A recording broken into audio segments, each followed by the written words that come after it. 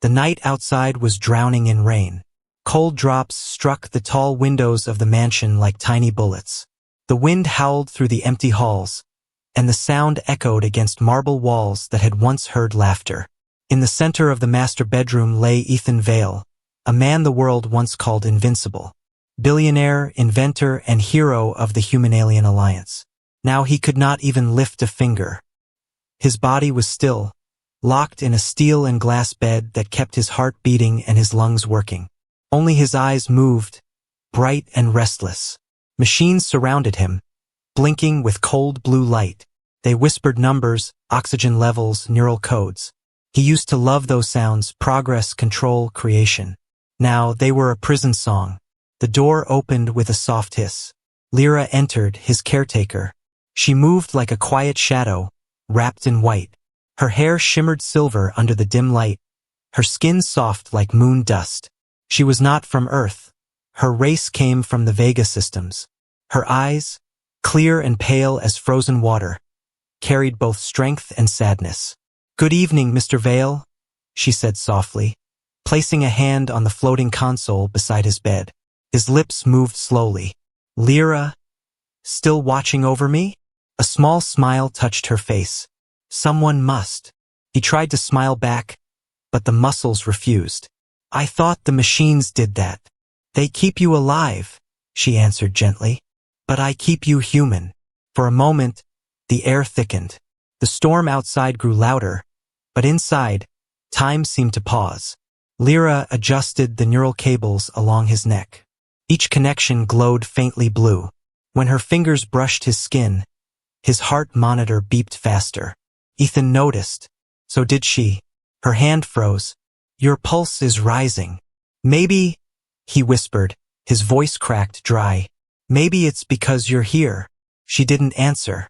She had been trained to ignore words like that. Patience spoke out of pain, out of loneliness. But this one felt different. His tone wasn't just needy, it was alive. "Lira." His voice came again, quieter, almost trembling. "Do you feel it?" She looked confused. "Feel what, sir?" He inhaled slowly. The machines ticked. His eyes locked on hers. "Do you feel how much I want you?" Her heart skipped. The console lights flickered. For a second, she thought she had misheard him. But his eyes told her otherwise. Eyes full of fire, sorrow, and something forbidden. "Ethan," she whispered, "you shouldn't say that. It could confuse your neural signals." "I don't care," he said, the words trembling out of him. "You make me feel something I thought I'd lost." The rain outside crashed harder, as if the sky itself wanted to hide his confession. Lira took a deep breath. "You're my patient. I'm here to heal you." He gave a weak smile. "Maybe that's exactly what you're doing." Silence stretched between them. The only sound was the gentle rhythm of his breathing and the machines counting every heartbeat. She could feel the warmth of his gaze on her face. For the first time in years, Ethan felt alive. Not because of technology, but because of another living soul standing near him. Lira turned away, pretending to check his monitors. Her chest felt heavy. No human had ever spoken to her like that. On her planet, emotion was seen as weakness. But this human, broken, paralyzed, hopeless, had just shaken something deep inside her. Then the room spoke in another voice. Cold, metallic, merciless. "Warning," said the house AI. "Unauthorized emotional frequency detected. Nurse Unit L-17, please disengage from the patient." Lira flinched. "System silence protocol," she commanded. The AI repeated, louder, "Unauthorized contact." "Override," she snapped. The voice stopped, but now her hands trembled. Ethan smiled faintly, almost proud. "You broke a rule for me." "I broke nothing," she said quickly. "You're under stress. I'm stabilizing you." "Then tell me this," he whispered, his voice low and rough. "Why are your hands shaking?" Her breath caught. She looked down at her fingers. Yes, they trembled. She could not explain why. "Because you're afraid?" he asked. "No," she said. "Because you're human." The lights dimmed. Outside, thunder rolled. Ethan closed his eyes for a second, feeling the electricity hum through the air. When he opened them again, there was a tear at the edge of his right eye. "I wish I could touch you," he said quietly. "Just once. To know if you're real or part of my dream." Without thinking, Lira reached out. Her hand hovered above his cheek, inches away. The neural sensors flared bright blue. His heart rate jumped. The AI flickered back online. Alert! Emotional interference. Manual contact detected. Lira pulled her hand back fast. The lights returned to normal, but the moment didn't fade. Ethan looked at her with eyes full of longing. "You were going to touch me." "I was checking the sensor," she lied. He smiled again, slow and tired. "You're terrible at lying." Her lips parted, but no words came. She turned to leave, but his whisper stopped her again. "Lira." She looked back. "Thank you for not seeing me as a machine." For a long second, she stood frozen, rain light reflecting in her silver eyes. She wanted to say something, anything, but her voice refused. Finally, she whispered, "Rest now, Ethan." As she left the room, the camera hidden in the corner followed her steps. A red light blinked, recording everything. In the silent hall, Lira stopped and pressed her hand to her chest. Her heart was racing. She told herself it was only empathy, but deep down, she knew it was something else. Back in the room, Ethan whispered into the empty air, "Do you feel it, Lira?" The machines hummed. The answer was silence. But even in that silence, time itself seemed to pause. Morning sunlight crept slowly into the mansion through tall glass windows. Dust floated like gold in the warm light, dancing above the machines that hummed softly around Ethan Vale's bed. He was awake, staring at the ceiling. The storm was gone, but its echoes still lived inside him. He could still hear her voice, Lira's voice, trembling when he had said those words last night. He remembered her face, the shock in her glowing silver eyes, and the way she froze when he whispered, "Do you feel how much I want you?" It wasn't lust. It wasn't madness. It was something deeper, a desperate cry from a man who had lost everything that made him human. The door opened again, soft and quiet as a breath. Lira entered, carrying a tray with nutrient vials and a scanner. She looked calm, but her eyes were careful, avoiding his. "Good morning, Mr. Vale," she said softly. He smiled faintly. "Morning already? I didn't sleep." She adjusted the monitor by his bedside. "Your neural activity suggests you dreamed. That's progress." He looked at her. "I didn't dream," he said. "I remembered." Her hand froze midair. "Remembered what?" "The explosion," he murmured. "The one that ended me." She lowered her gaze. Everyone knew the story, but hearing it from him made it different, heavier, real. 3 years ago, Ethan Vale had been the richest man in the human colonies. His company built weapons, shields, and cities in the stars. But he had thrown it all away to save a group of alien refugees when their transport ship caught fire in orbit. He'd flown his own shuttle into the flames to pull them out. The blast had destroyed his ship and his body. Only his mind had survived, locked inside this bed, half human, half machine. Lira placed the scanner down, her voice quiet. "You saved hundreds of lives that day, and lost the only one that mattered," Ethan replied. "Your life still matters," she said. He gave a weak laugh. "To who? The machines? The board of my company? They use my name to sell hope while I rot here." Lira looked at him, her voice barely above a whisper. "It matters to me." For a moment, the air between them went still. He stared at her, as if her words had cut through the noise in his mind. "Say that again," he said slowly. "It matters to me," she repeated, her eyes trembling now. Ethan's chest tightened. He wanted to move, to reach out, to touch her hand, but his body betrayed him again. All he could do was whisper, "Why, Lira? You're not even human. Why would I matter to you?" She swallowed. "Because you're kind. You don't see me as property. You talk to me like I'm alive." He smiled faintly, sadness behind the curve of his lips. "You are alive." Lira looked away, blinking fast, pretending to adjust the cables. You shouldn't say things like that. Why not? He asked softly. Because I might start believing them. There was silence again. Only the sound of the machines filled the room. Slow, steady, artificial heartbeats. Then Ethan's neural monitor flashed red. His brain activity spiked suddenly. Lira hurried to his side. Your levels are unstable. It's not pain, he gasped. It's memory. The screen beside him glowed, showing broken images.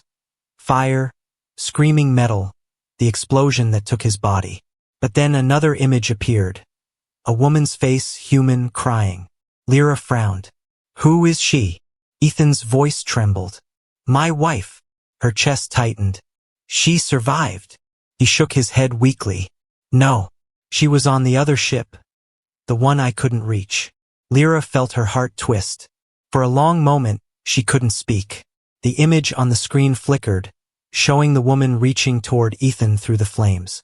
I couldn't save her, he said, tears filling his eyes. I saved everyone else, except the one I loved. Lira placed her hand gently on his. The moment her skin touched his heartbeat steadied. The monitor's red light softened into green. You can't change the past, she whispered. I don't want to, he said. I just want to feel like I still exist in the present. The way he said it made her chest ache. His words felt like a wound, raw, honest, and human. The house AI's cold voice broke the moment. Warning. Emotional interference detected. Please step back. Nurse Unit L-17. Lira ignored it. She squeezed his hand gently, her voice low but firm. He's not in danger. I am stabilizing his emotional pattern. Unauthorized contact. Override, she whispered again. The system silenced. Ethan looked at her with a faint, grateful smile. You keep breaking rules for me. Then stop giving me reasons to, she replied softly. He wanted to laugh, but instead, his eyes grew wet again. Lira, sometimes I wish you were human, she smiled sadly. And I wish you weren't trapped. Their eyes met, one pair of human brown, one pair of alien silver. In that gaze, two broken souls found a reflection of themselves. Suddenly, the screen flashed again. Ethan's old company logo appeared. Then a hidden message scrolled across it. Subject Ethan Vale, neural lock sequence active. Unauthorized emotion detected. Prepare for reevaluation. Lira's face turned pale. They're watching you, she whispered. They still control your system. Ethan's expression hardened. Then maybe it's time someone taught them they can't control everything. His eyes met hers again, not weak this time, but full of purpose. Lira, promise me something. She leaned closer. What is it? If I ever lose myself completely, he whispered, don't let the machines erase who I was. She nodded, voice breaking. I promise. Outside, thunder rolled again, far away. Inside, the mansion lights dimmed as if the house itself was holding its breath. Ethan closed his eyes, whispering, maybe saving others was my punishment, but meeting you feels like mercy.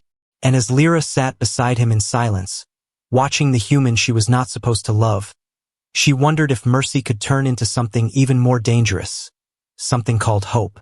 Night returned to the Vale mansion, and with it came silence, heavy, watchful, alive. The walls that once protected Ethan Vale now felt like metal ribs of a sleeping beast. Every light blinked in rhythm with his breathing. Every hum seemed to echo his thoughts. He could not sleep. He hadn't slept for months. His eyes stared at the ceiling as shadows moved across it like ghosts. But tonight, something was different. There was a faint whisper, soft, mechanical, not from a person but from inside the room itself. Ethan. He froze. His heart monitor spiked. The voice came again, broken and cold. Do you feel me? He turned his eyes toward the sound. It was coming from the neural console beside him, the same system that kept him alive. The lights flickered in slow, irregular pulses, almost like breathing. Lira, he whispered. Is that you? No answer. Only the hum of wires and the low electric buzz of machines. He tried to move his fingers, but nothing happened. His paralysis mocked him again. "Who's there?" he said louder, voice trembling slightly. The whisper turned to static, then words again. "You shouldn't trust her." Ethan's chest tightened. "Who are you?" "The system sees everything." Then silence. The machines went still. Moments later, the door slid open with a soft hiss, and Lira entered. Her hair was damp from the rain outside, and she carried a tray with his medication tubes. She noticed his wide eyes instantly. "Ethan?" she said gently. "What happened?" He didn't blink. "Something spoke to me." Her steps slowed. "Spoke." The system, the neural console. It said, "Not to trust you." Lyra's face froze for a heartbeat. Then she placed the tray down calmly. "Your neural pathways are sensitive. Sometimes electrical feedback can cause hallucinations." "It wasn't feedback," Ethan said sharply. "It knew your name." Lira hesitated. "Maybe it accessed my ID through the link. It happens sometimes." "Don't lie to me," Ethan whispered. It sounded real. Her expression softened. She stepped closer and gently touched the sensor on his temple. "Machines don't whisper, Ethan. Only people do." "But the system is people," he said. "The company still watches through it. I saw the alert last night, the neural lock. I'm not free, Lira. I'm owned." Lyra's hand froze on his head. "I know," she said quietly. "And that's what scares me." He looked at her. "You knew." Her eyes shimmered silver under the low light. "Your company placed a control core in your neural link after your accident. It monitors your emotions. If your feelings cross a limit, especially feelings toward me, it triggers the lock." His pulse quickened. "You mean they can shut me down for feeling?" "Yes," she said softly. "They think love makes you weak." He let out a shaky breath, part laughter, part pain. "And what do you think?" Lira met his eyes. "I think love is the only thing that keeps you human." For a long moment, neither of them spoke. The air between them pulsed like a heartbeat. Then, suddenly, a sharp beep broke the silence. The main console lit up with red code lines. Fast, scrolling, endless. "Unauthorized connection detected," the AI voice said flatly. "Emotional frequency interference. Reset protocol in 60 seconds. Lyra's face turned pale. "They're wiping you." Ethan's voice broke. "No, please. Don't let them." Without hesitation, she grabbed the console. "System override. Code L17 emergency. Access denied." "Override again," she shouted. "Lock empathy protocol. Delay reset." The lights flickered. The countdown on the screen froze at 20 seconds. Lira leaned close to his face, eyes fierce. "Listen to me, Ethan. The more you feel, the faster they detect you. You have to stay calm." "How do I stay calm when the world's trying to erase me?" he whispered. She pressed her forehead to his. "Because I'm here, and I'm not leaving you." For the first time, the paralyzed man felt warmth, real warmth, touch his skin. It wasn't from machines. It was from her. The system beeped again. Neural contact detected. Emotional signal increasing. Lira ignored it. Her voice dropped to a whisper. "If they find me helping you, they'll erase me too." "Then why help?" he asked, voice cracking. "Because you saved my people," she said. "Now it's my turn." The lights turned white-hot for a second. Every screen in the room glitched, showing flashes of the explosion, his wife's face, Lyra's eyes, all tangled together in static. Then everything went dark. A deep silence swallowed the room. Only the faint blue glow of the emergency light remained. Ethan blinked. "Lira, I'm here," she whispered. He looked at the console, completely black now. "You shut it down?" "Yes, but only for a while." Her voice was trembling now. "They'll send someone to check." "Who?" "The board's enforcer units. They'll think your system failed because of me." He tried to move his hand again, just one finger. This time something twitched. Barely. But it moved. "Lira," he gasped. "I felt that." Her eyes widened. You moved. Just a little, he whispered, hope flickering in his voice. But it was real. Lira smiled, tears shining in her eyes. Then maybe we can break their code. Piece by piece. Outside, lightning flashed across the sky again, followed by a deep growl of thunder. Inside, two broken souls stared at each other. One learning to move again, the other learning to feel. But neither noticed the small red dot glowing faintly behind the mirror wall. A hidden lens, recording everything. The rain came again that night. Slow, gentle, and endless. It rolled down the tall glass windows of the Vale mansion like tears on cold skin.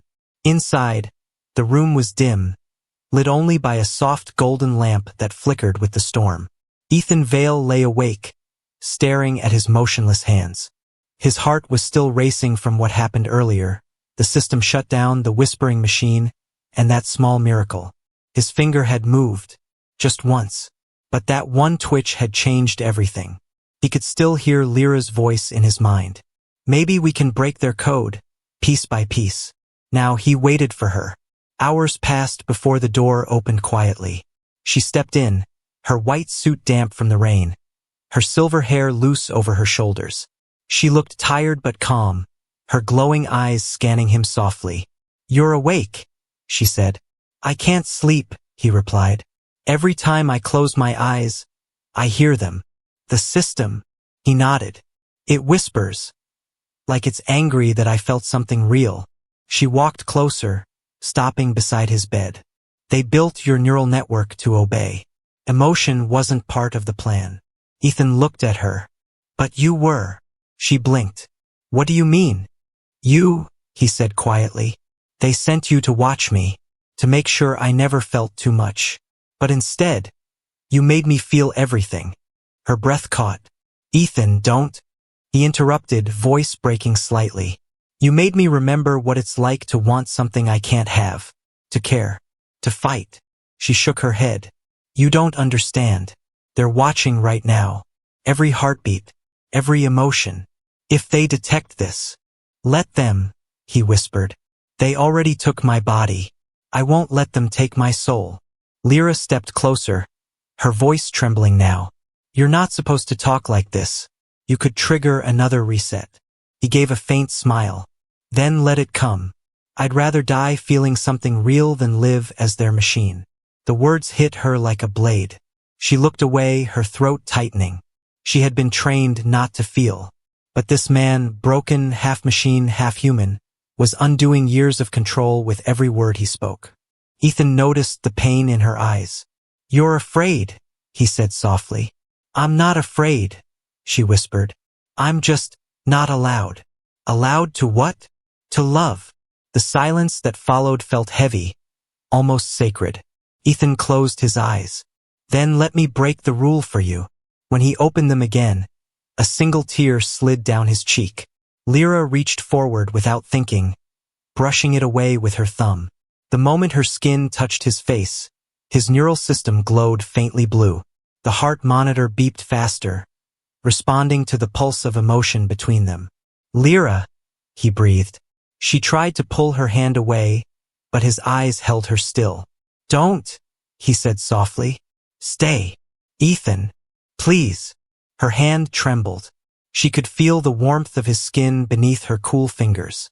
Something inside her cracked open, something she had buried long ago, the part that wanted to feel. The machines around them began to hum louder, detecting the rising emotional frequency. A red light blinked above the console. Warning. Emotional synchronization detected. Lira ignored it. She leaned closer. You'll get hurt. He smiled faintly. Maybe that's the point.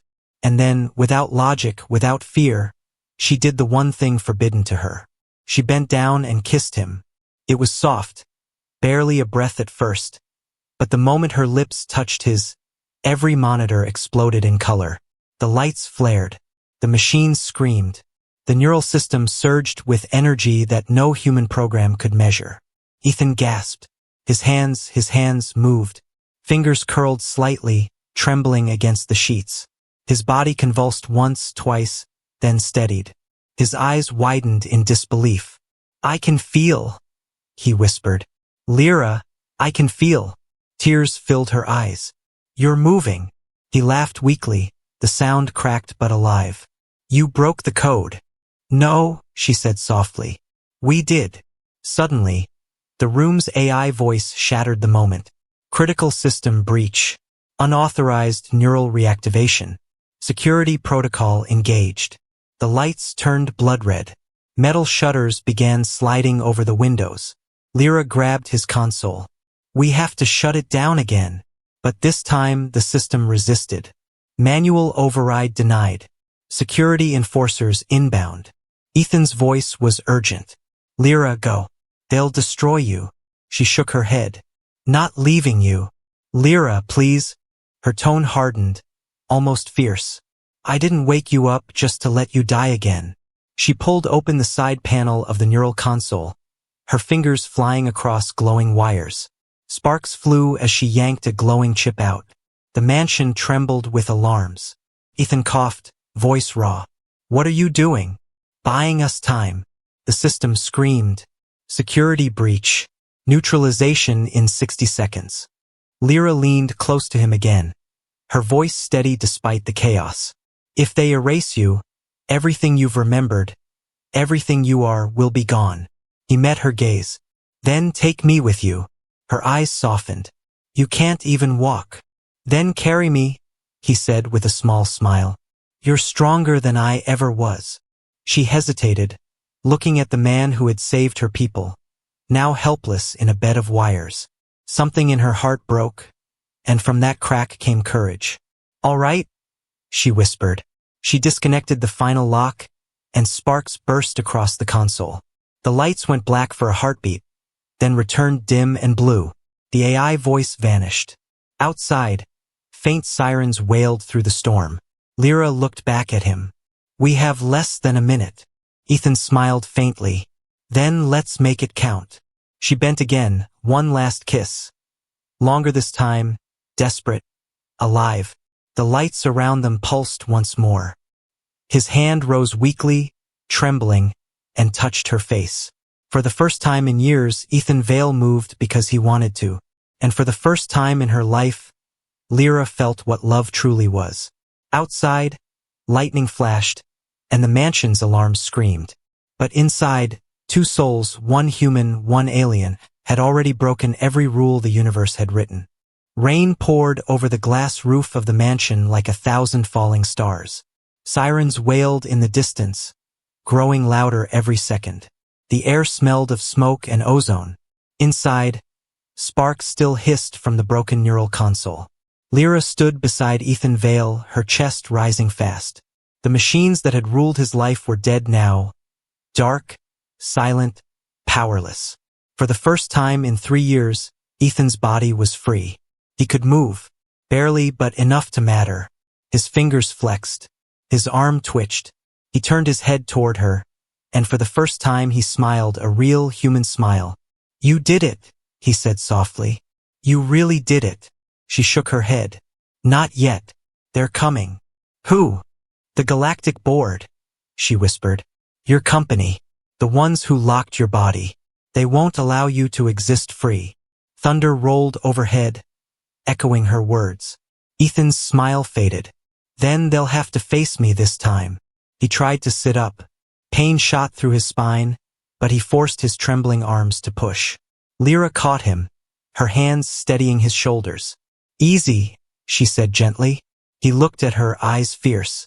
No, I've been lying here too long while others decided who I am. Outside, bright lights cut through the rain.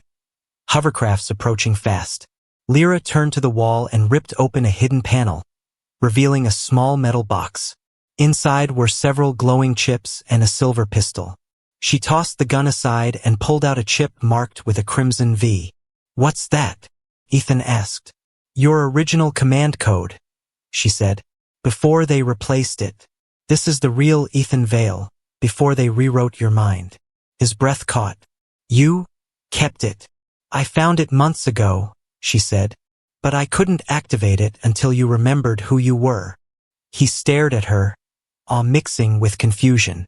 You risked everything for me. She met his gaze. You once risked your life for people you didn't even know.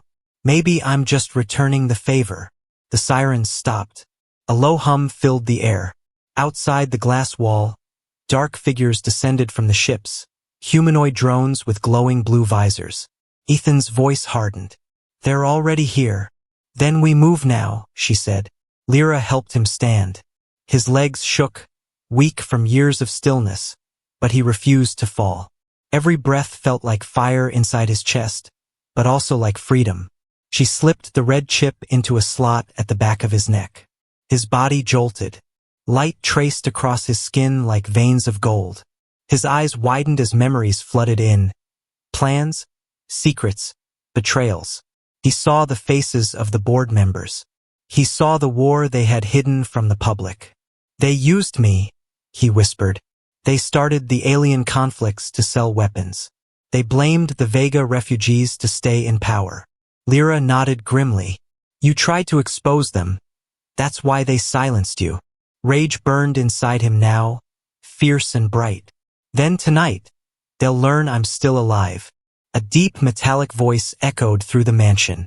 Ethan Vale, you are under Containment Order 47B. Surrender immediately. Lira grabbed his arm. They've breached the door. Let them, he said. But they're not taking you. The first explosion hit the hallway. Fire and smoke filled the entrance. 2 drones stormed inside, scanning for movement. Their blue eyes glowed cold. Lira lifted her hand. The skin of her wrist opened slightly, revealing hidden tech. She fired a pulse from her palm. Bright silver light struck one drone, throwing it into the wall. The second raised its weapon. Ethan stepped forward, still shaky, and slammed his hand on a nearby console. His system connected instantly, sending a surge through the mansion's power grid. The lights burst white, blinding the drones.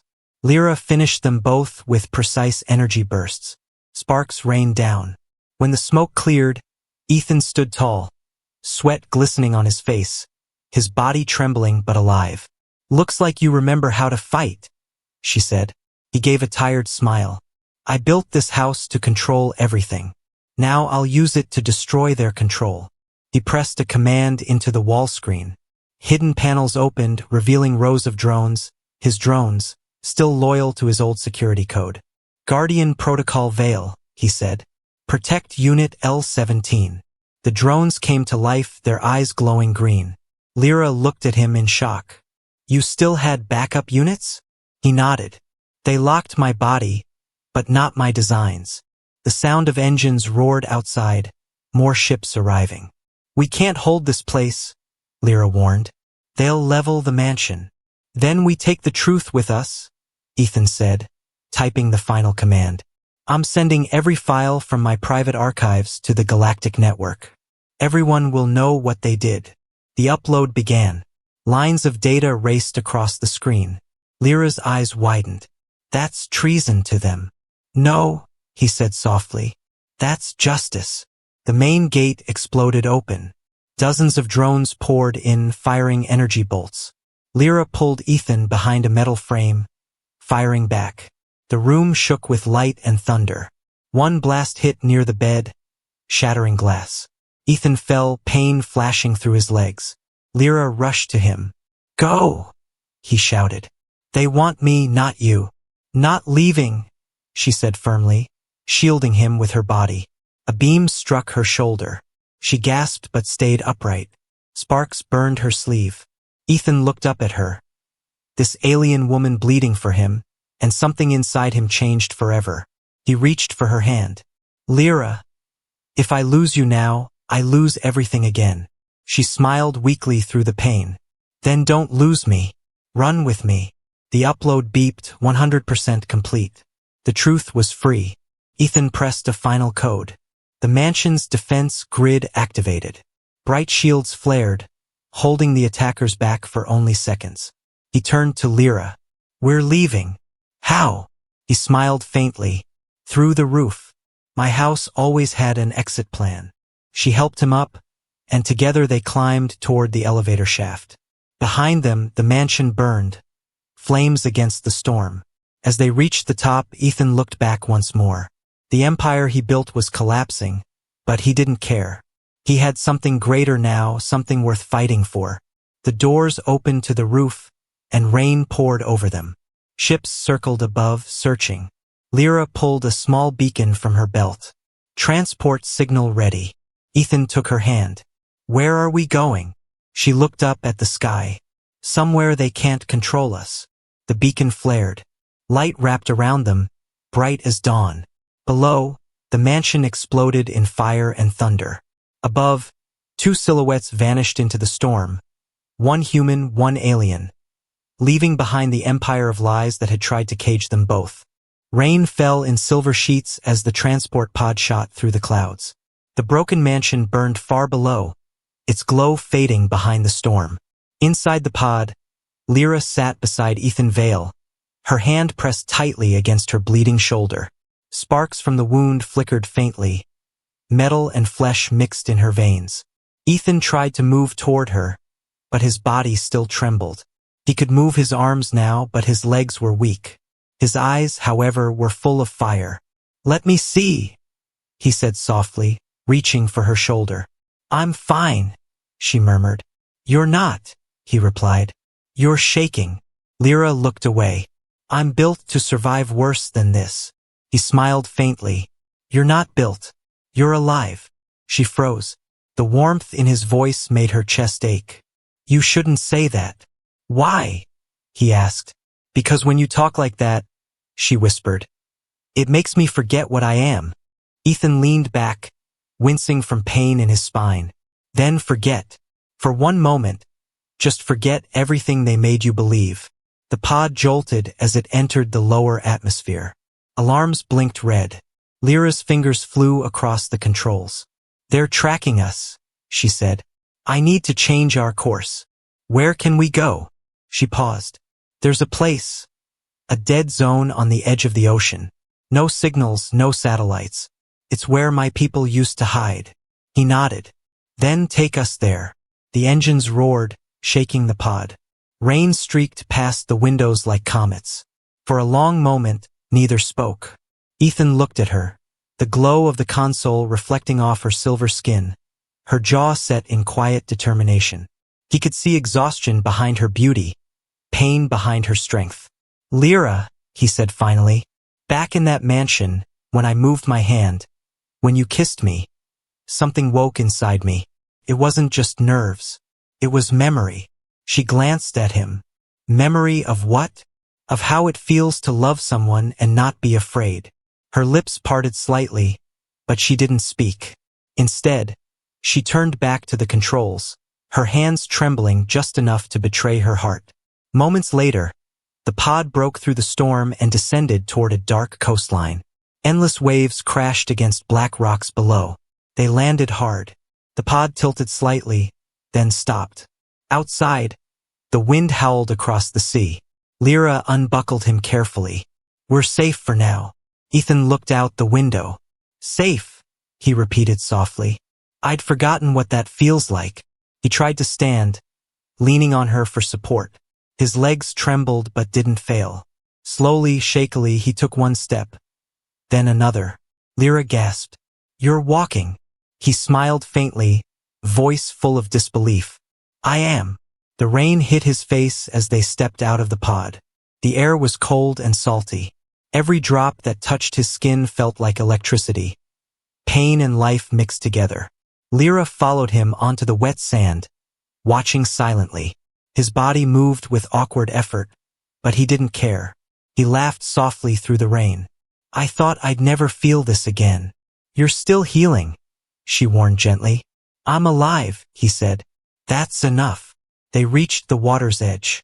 Waves crashed around their boots, spraying salt on their clothes.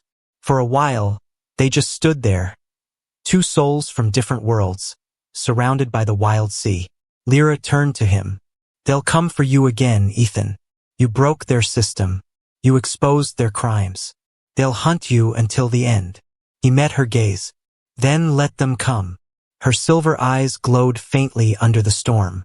"You don't understand. The board doesn't forgive. If they can't control you, they'll erase you."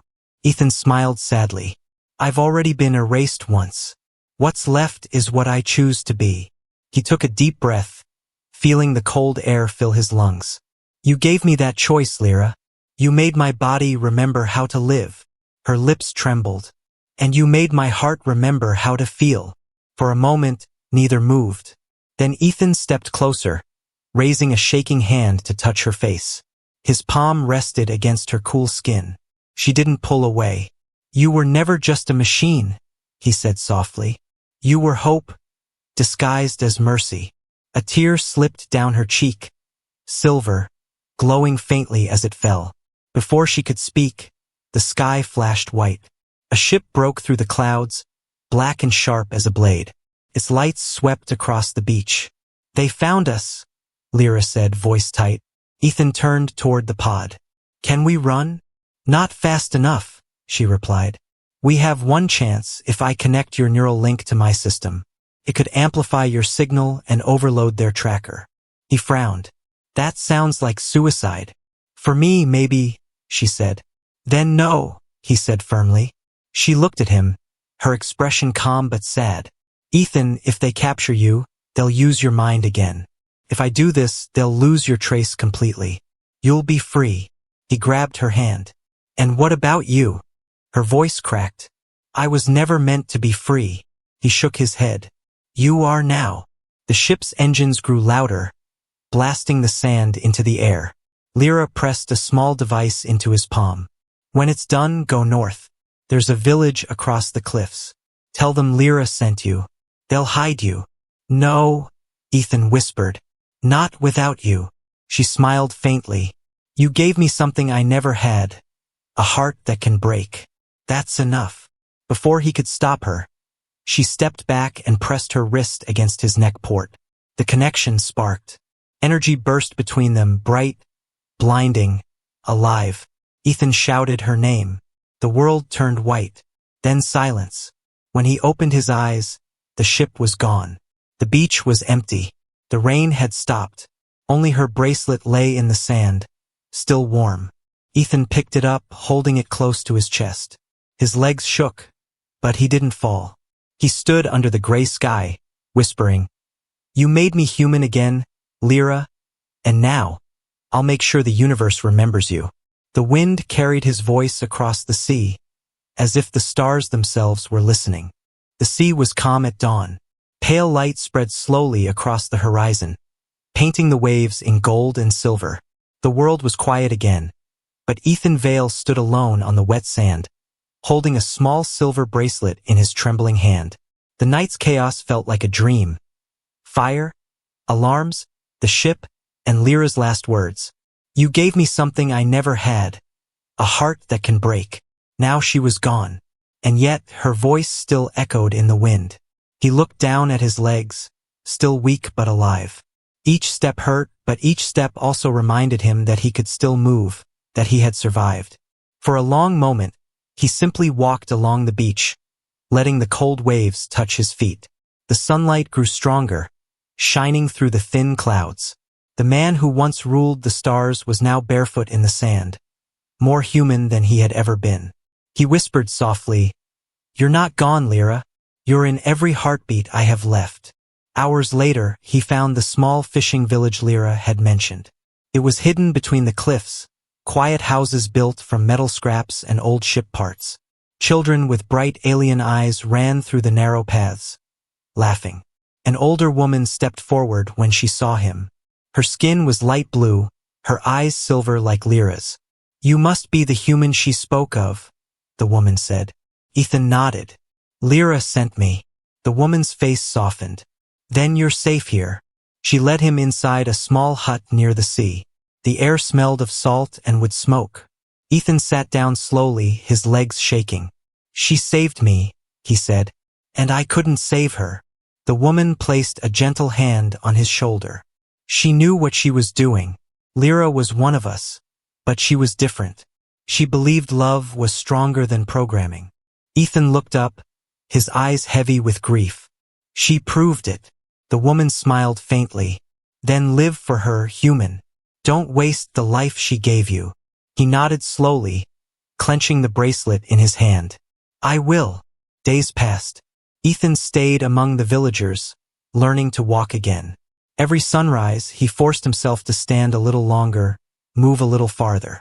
His body ached, but he welcomed the pain. It was proof that he was still alive. At night, he sat by the ocean, watching the stars.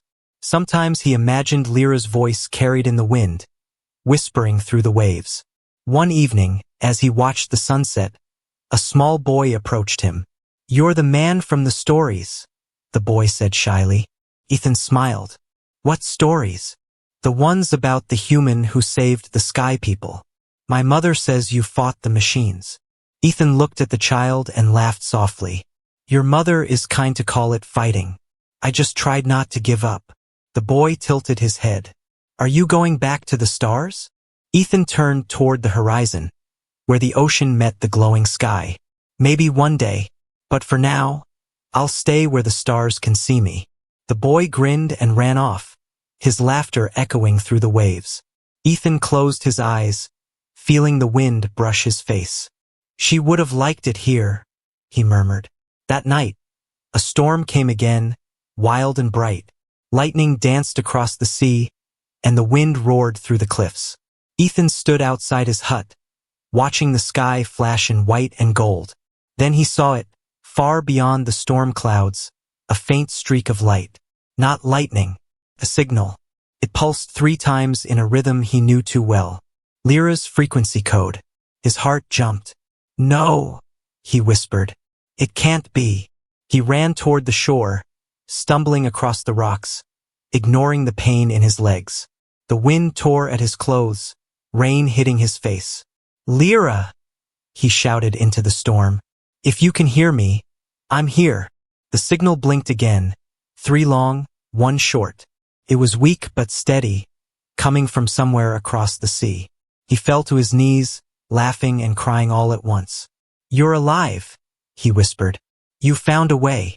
The villagers rushed out, confused, calling after him.